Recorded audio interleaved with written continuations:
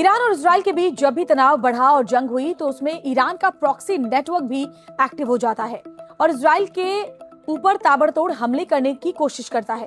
Iran खुद तो लड़ता ही है, साथ ही अपने प्रॉक्सी नेटवर्क के जरिए इजराइल ही नहीं बल्कि अपने हर दुश्मन देश को जवाब देने की कोशिश में भी लगा रहता है।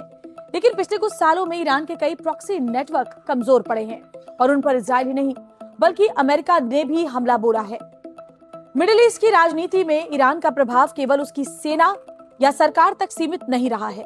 पिछले कई दशकों में ईरान ने इस पूरे क्षेत्र में अलग अलग देशों में ऐसे हथियारबंद और राजनीतिक समूहों के साथ संबंध बनाए हैं जिन्हें अक्सर प्रॉक्सी नेटवर्क कहा जाता है, जिसमें हमास हो गया, हिजबुल्लाह, हूती के साथ साथ कई हथियारबंद समूह शामिल हैं, जिनके जरिए ईरान मिडिल ईस्ट में अपने दबदबे को कायम रखना चाहता है और इजराइल के साथ साथ अपने बाकी दुश्मन देशों को चुनौती पेश करता रहा है।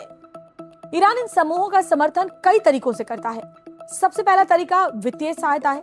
कई अंतर्राष्ट्रीय रिपोर्ट्स के मुताबिक ईरान इन संगठनों को धन मुहैया करवाता है जिससे वो हथियार खरीद सके, लड़ाकों को वेतन दे सकें और अपने सामाजिक राजनीतिक नेटवर्क को चला पाए।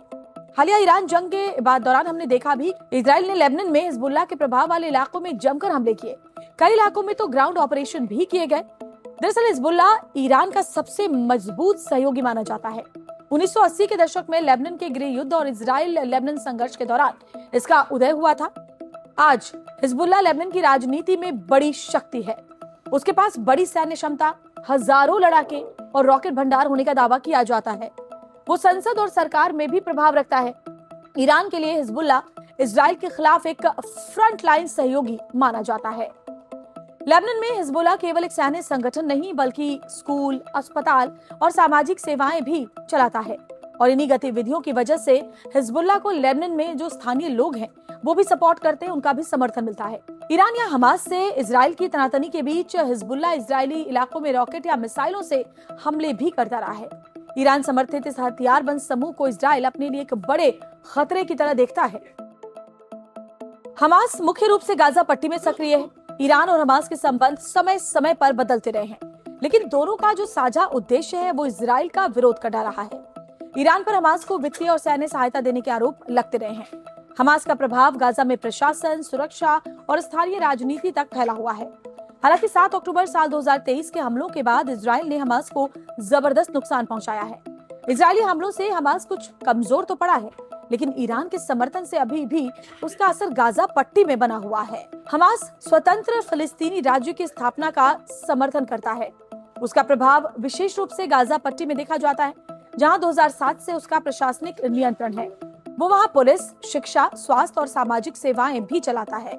इसके अलावा हमास इजराइल के खिलाफ संघर्ष को अपनी रणनीति का एक बड़ा हिस्सा मानता है। इसी कारण इजराइल, अमेरिका और कई पश्चिमी देश उसे आतंकवादी संगठन मानते हैं। हालांकि हमास को ईरान का प्रॉक्सी कहा जाता है क्योंकि ईरान उसे हमेशा से समर्थन देता रहा है।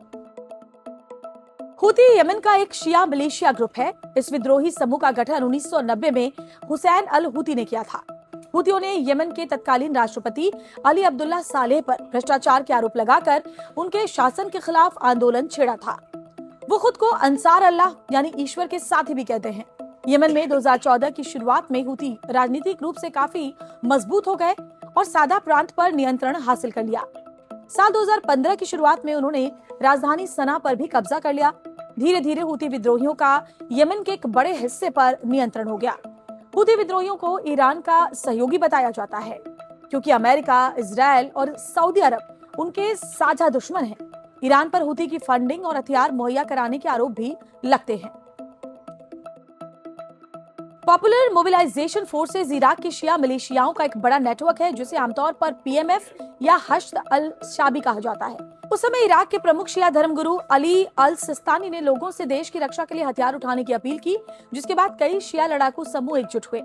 इन मिलिशियाओं में कई समूह शामिल हैं, जिनमें से कई संगठन ईरान के करीबी माने जाते हैं और उन पर ईरान से प्रशिक्षण, हथियार और साथ ही साथ वित्तीय सहायता पाने के आरोप भी लगते रहे हैं। सीरिया के गृह युद्ध में कई ईरान समर्थक शिया मिलिशियाओं ने महत्वपूर्ण भूमिका निभाई। जब राष्ट्रपति बशर अल असद की सरकार विद्रोही समूहों और आतंकवादी संगठनों के दबाव में आई, तब ईरान ने उसके समर्थन में विभिन्न शिया लड़ाकू संगठनों को संगठित किया।